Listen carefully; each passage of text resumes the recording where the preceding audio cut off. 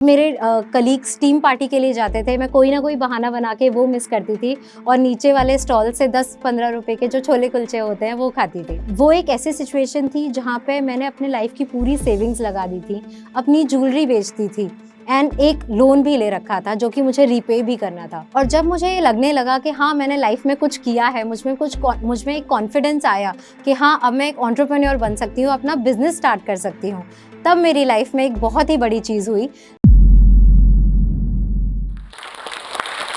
नमस्ते, मेरा नाम नीलम है and I am the founder and CEO of India's fastest growing burger brand the burger company. Hindustan में 45 शहरों में हमारे 100 से भी ज़्यादा आउटलेट्स हैं एंड यहाँ तक का जो मेरा सफ़र रहा है और जो मेरी कहानी है, मैं हर उस युवा तक पहुँचाना चाहती हूँ जो सपने तो देखता है पर उन्हें साकार करने के लिए पहला कदम लेने से डरता है, और उस युवा तक जो शायद सपने देखना ही छोड़ चुका है, शायद अपनी आर्थिक तंगी की वजह से या फिर सिर्फ सेल्फ डाउट की वजह से। And I want to reach out to those women जो हर दिन स्ट्रगल कर रही हैं अपने आप को प्रूव करने के लिए, अपने ऑफिस में, अपने घर पे, एंड हर दिन फाइट करती हैं सोसाइटी के नॉर्म्स को। And to those married women who think now it's too late to start. So मेरी कहानी शुरू होती है यूपी के एक छोटे पर अहम शहर आगरा से। मैं एक मिडिल क्लास फैमिली से हूँ। मेरे फादर रिटायर्ड प्रिंसिपल हैं एंड मदर हाउसवाइफ। बचपन में जब भी हमारे घर में कोई उत्सव होता था, त्योहार होता था, कोई भी ओकेजन होता था, चाहे वो छोटा हो या बड़ा, खाना उसका एक बहुत ही महत्वपूर्ण हिस्सा रहा है। एंड जब भी हम लोग फैमिली ट्रिप्स पे जाते थे, जो साल में लगभग एक बार होता था, तो मेरे फादर हमेशा ट्राई करते थे कि हम वहाँ का जो भी लोकल क्विजीन है वो ट्राई करें और जो वहाँ की संस्कृति और सभ्यता है उसको समझें और जानें। फूड में मेरा इंटरेस्ट शायद यहीं से शुरू हुआ। अ, जब हम बड़े हुए, स्कूल और कॉलेज के दिनों में, जब भी मेरे किसी फ्रेंड का बर्थडे होता था, हमें सेलिब्रेट करना होता था, या कॉलेज के बाद हमें खाने-पीने जाना होता था, तो हमें एक ऐसी जगह ढूँढने में इतनी दिक्कत होती थी जो कि सेफ हो, हाइजीनिक हो, एम्बियंस अच्छा हो, सस्ता खाना भी सर्व करती हो। जबकि जो मेरे कज़िन्स थे जो कि दिल्ली में रहते थे, वो बताते थे कि उनके पास ऐसे ऑप्शंस की कोई कमी ही नहीं है। So there was this huge gap which I experienced, and ये मुझे इतना बॉदर करता था कि जितने भी बड़े इंटरनेशनल और नेशनल फूड ब्रांड्स हैं, वो छोटे शहरों को इतना निग्लेक्ट क्यों करते हैं। और तब मैंने डिसाइड किया कि मैं अपना खुद का एक फूड ब्रांड खोलूंगी जो ना कि सिर्फ बड़े शहरों में होगा पर छोटे शहरों में भी बहुत ही प्रोमिनेंटली प्रेजेंट होगा। मगर सपने तो हर कोई देखता है एंड कई बार ऐसा होता है कि हम अपने ही सपनों को इम्पोर्टेंस नहीं देते, या फिर कभी-कभी हमारे हालात उसको इम्पोर्टेंस देने नहीं देते। मेरे साथ भी कुछ ऐसा ही था। मेरे फादर अपने गांव में पहले व्यक्ति थे जो गांव से शहर आए थे एंड मैंने उनको देखा है दिन रात मेहनत करते हुए ताकि वो हमें एक कंफर्टेबल लाइफ दे पाए। और ऐसे में उनके पास जाके ये कहना कि पापा मेरे पास एक बिजनेस आइडिया है और मुझे इसके लिए पैसे चाहिए, ये तो मैं सपने में भी नहीं सोच सकती थी। पर हर एक मिडिल क्लास फैमिली में एजुकेशन को बहुत इंपॉर्टेंस दी जाती है, मेरे फैमिली में भी थी। मुझे फादर ने बोला कि आप पढ़िए, पोस्ट ग्रेजुएशन करिए एंड जॉब करिए। पर वो सपना मेरे मन में कहीं न कहीं अभी भी था और मैं अभी भी उस सपने को लेके बहुत ही पॉजिटिव थी कि हाँ, मैं कुछ कर सकती हूँ। पर पापा का आदेश माना, एमबीए करने हैदराबाद चली गई। पर ऐसा कई बार होता है कि अगर आपको अपने सपने पे पूरा विश्वास है, तो लाइफ आपको कभी ना कभी एक मौका ज़रूर देती है अपने आप को प्रूव करने का और ये चेक करने का कि क्या आप अपने सपने को पूरा करने के लिए आपने मेहनत करी है और क्या आप उसके लिए तैयार हैं। ऐसा ही एक मौका मुझे मिला। हमारे कॉलेज में एक 3 दिन का कॉलेज फेस्ट होता था जिसका नाम होता था तृष्णा, और वहाँ पे लगभग दूसरे कॉलेजेस से 4 से 5,000 लोग आते थे और हमें मौका मिलता था कि हम वहाँ पे अपना एक फूड स्टॉल लगाएं। तो मैंने भी डिसाइड किया कि चलो अपना पूरा बिजनेस ना सही, कम से कम एक फूड स्टॉल से तो शुरुआत कर ही सकते हैं, जस्ट टू चेक कि हाँ, मैं इस लायक हूँ भी या नहीं, will I be able to pull it off और नॉट।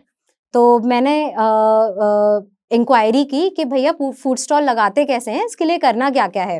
तो तब जाके मुझे पता चला, जो मुझे एक शौक की तरह लगा, कि मुझे फूड स्टॉल खरीदने के लिए 10,000 रुपए भी देने होंगे, प्लस जो वेंडर्स अलाइन करना है, रॉ मटेरियल है, उसका खर्चा अलग से। तो मेरे पास पैसे तो थे नहीं, जो जेब खर्च मिलता था उसमें 10,000 का फूड स्टॉल लेना तो बहुत ही नामुमकिन बात थी। तो मैंने अपने कुछ दोस्तों से उधार लिया, उनको बोला कि पक्का सेल करके आपको ये पैसे वापस करूंगी। तो फिर वो पूरा प्रोसेस स्टार्ट हुआ। मैंने स्टॉल खरीदा, पूरा मेन्यू बनाया, उसको मार्केटिंग करने के लिए पूरा प्लान बनाया, एग्जीक्यूट किया। एक ऐसा शहर जहाँ पे एक अलग ही भाषा यूज की जाती थी, तेलुगु, वहां पे जाके मैंने 3 अलग-अलग वेंडर्स अलाइन करे और ऑपरेशंस, लॉजिस्टिक्स और व्हाट नॉट। और ये सब करते-करते मुझे रियलाइज़ ही नहीं हुआ कि मैंने क्या ये चीज़ सही से करी है या नहीं करी है, जो मेरी मेहनत है, क्या उसका मेरे को फल मिलेगा या नहीं मिलेगा। पर खैर 3 दिन बीते, जब मैंने सेल्स काउंट करी, तो मैंने 1 लाख से ज़्यादा की सेल करी थी। ये 1 लाख 10 साल पहले वाले 1 लाख है, जिसकी कीमत बहुत ही ज़्यादा होती थी। अ, इस कमाई से ना ही मैंने अपने जो दोस्तों से लोन लिया था वो वापस किया, पर अपने अगले 3-4 महीने का जेब खर्च भी बचा के रख लिया। And that's when I tasted entrepreneurship for the first time in my life. और जब मुझे ये लगने लगा कि हाँ, मैंने लाइफ में कुछ किया है, मुझ में एक कॉन्फिडेंस आया कि हाँ, अब मैं एक एंटरप्रेन्योर बन सकती हूँ, अपना बिजनेस स्टार्ट कर सकती हूँ। तब मेरी लाइफ में एक बहुत ही बड़ी चीज़ हुई, जो आई थिंक इंडिया में सबके साथ होता है, शादी। और हिंदुस्तान में जब एक लड़की की शादी होती है, तो उसकी ज़िंदगी पूरी तरह से पलट जाती है। बिकॉज़ इतनी सारी अनसर्टेनिटीज़ होती हैं कि वो अपने घर को छोड़ के एक नए घर में जा रही है। वहाँ पे लोगों को क्या चीज़ पसंद आएगी, क्या नहीं आएगी, उनकी एक्सपेक्टेशंस क्या होंगी और किन-किन चीज़ों का उसको ध्यान रखना पड़ेगा। अपने खुद से पहले अपने परिवार को पहले रखना होता है। तो इन सारी चीज़ों के साथ आपके सपने तो कहीं खो ही जाते हैं। और मेरी जो शादी हुई थी, वो एक हरियाणा की टिपिकल फैमिली थी, जहाँ पे बहू-बेटियों का जॉब करना ही इतनी बड़ी बात माना जाता है। और अगर उस टाइम पे मैं ये बोलती कि मुझे बिज़नेस स्टार्ट करना है, तो पता ही नहीं क्या होता। उसके लिए कैपिटल माँगना तो दूर की बात है। तो मुझे पता था कि अगर मुझे कुछ अपना करना है, तो अपने बलबूते पे ही करना होगा। तो जो मेरी जॉब थी, मैंने वहाँ से पैसे बचाना शुरू किया। मैंने लोकल बस में ट्रैवल करना शुरू किया। जहाँ-जहाँ मैं पैदल चल के जा सकती थी, मैंने 10-10, 20-20 रुपए के लिए पैदल चली। जब मेरे कलीग्स टीम पार्टी के लिए जाते थे, मैं कोई ना कोई बहाना बना के वो मिस करती थी और नीचे वाले स्टॉल से 10-15 रुपए के जो छोले-कुलचे होते हैं, वो खाती थी। जब मेरे फ्रेंड्स शॉपिंग के लिए जाते थे और कई बार ऐसा हुआ मैं उनके साथ गई और मुझे कोई चीज़ बहुत ही पसंद आई, पर मैंने अपने सपने को ऊपर रखा, ना कि उस छोटी-सी खुशी के। जैसे-तैसे करके मैंने 1 साल में कुछ 4 साढ़े 4 लाख रुपए जमा किए, पर एक रेस्टोरेंट खोलने के लिए इतना अमाउंट काफ़ी नहीं था। तो मैंने एक 10 लाख रुपए का पर्सनल लोन किया और अपने पहले आउटलेट का, जो कि गुड़गाँव में था, श्री गणेश किया। पर जब आप एक लेडी होते हैं और कोई काम शुरू करना चाहते हैं, तो ऐसा कई बार होता है कि लोग आपको सीरियसली नहीं लेते। मेरे साथ भी ऐसा कई बार हुआ। मुझे कहा गया, "ये तो आपकी एक हॉबी है।" या फिर, "अच्छा, आपके शायद हस्बैंड ने बिज़नेस सेटअप करके दिया होगा क्योंकि आप बोर हो रहे होंगे।" या फिर सिंपली एक मज़ाक उड़ाते थे। चाहे वो मेरे वेंडर्स हों, कस्टमर्स या कभी-कभी मेरे खुद के एम्प्लॉइज़। पर it took a lot of hard work and determination to make everyone realise कि नहीं, I am here to stay and I mean serious business. पर जब ऐसा होता है ना कि किसी एक चीज़ के लिए आपके अंदर जुनून होता है और आप वही पाना चाहते हो, तो आपको फ़र्क नहीं पड़ता कि कौन क्या बोल रहा है, कौन आपका मज़ाक उड़ा रहा है, कौन आपको सीरियसली ले रहा है। पर आपको फ़र्क सिर्फ़ पड़ता है तो सिर्फ़ अपने लक्ष्य से, और मैं भी वही कर रही थी। मैं सब कुछ छोड़ के सिर्फ़ और सिर्फ़ अपने सपने को पूरा करने की ओर बढ़ रही थी। आप मानेंगे नहीं, मैंने जो अपना पहला आउटलेट खोला था द बर्गर कंपनी का, उसमें सिर्फ़ एक ही एम्प्लॉयी थी और दूसरी मैं थी। हम दोनों मिलके काम करते थे बिकॉज़ मैं ज़्यादा एम्प्लॉइज़ अफ़ोर्ड नहीं कर सकती थी, बिकॉज़ मेरे पास वर्किंग कैपिटल कम थी।